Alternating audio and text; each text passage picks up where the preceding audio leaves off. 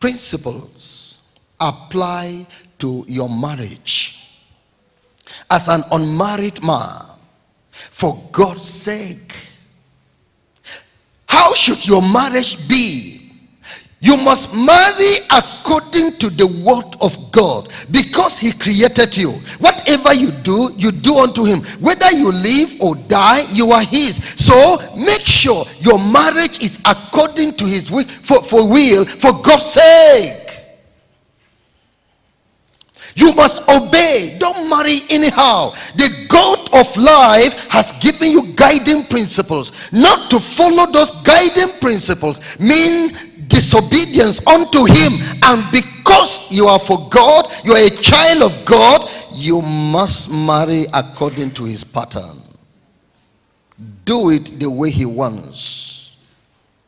If you fail to follow the pattern of God, the word of God, as an unmarried person wanting to marry, you fail to follow God's commandment guiding marriage, then you know your soul is in danger. And for your soul's sake, because you don't want your soul to be damned in hell, many for marriage's sake have gone to hell because of what the mistakes of marriage. They married anyhow, they are now in hell. And because you don't want to go to hell, you must follow biblical principles.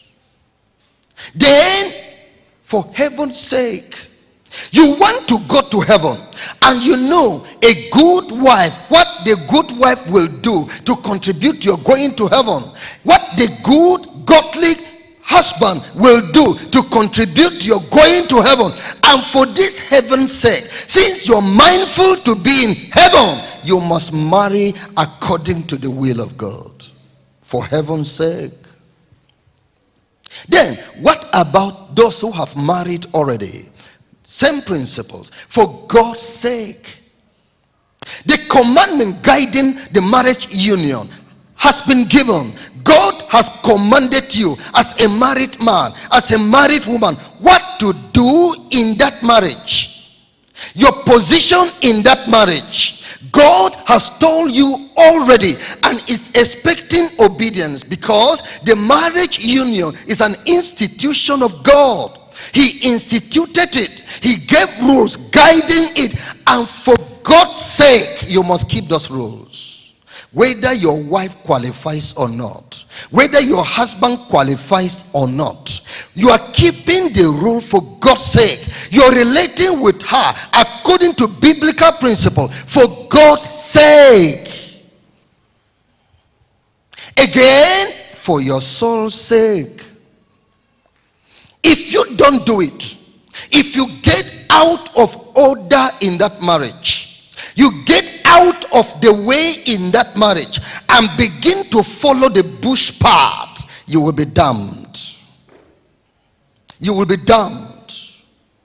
So, for your soul's sake, however hard, however difficult, like as hard, maybe as John Wesley's case, that the wife got the hair of his head and was pulling it to pull it out, and he was following the wife without slapping her, without pushing her down, why? Because if I do that, my soul is lost. For my soul's sake, I must maintain righteousness in that marriage. I don't want my soul to be lost. Unfortunate, I have found myself in this yoke.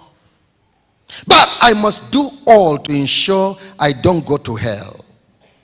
Then, for heaven's sake, yes, you want to go to heaven. Everything that will qualify you to go to heaven must be done. Every discipline must be observed. That whether the marriage partner is a Christian or not a Christian, backslides on the way or maintains godliness, all that matters is yourself. All that matters is yourself, to ensure you go to this heaven. Then you must do all that will qualify you to go to heaven. Marriage is a relationship entered into on earth, which, if well managed, will add to your spiritual riches and eternal rewards.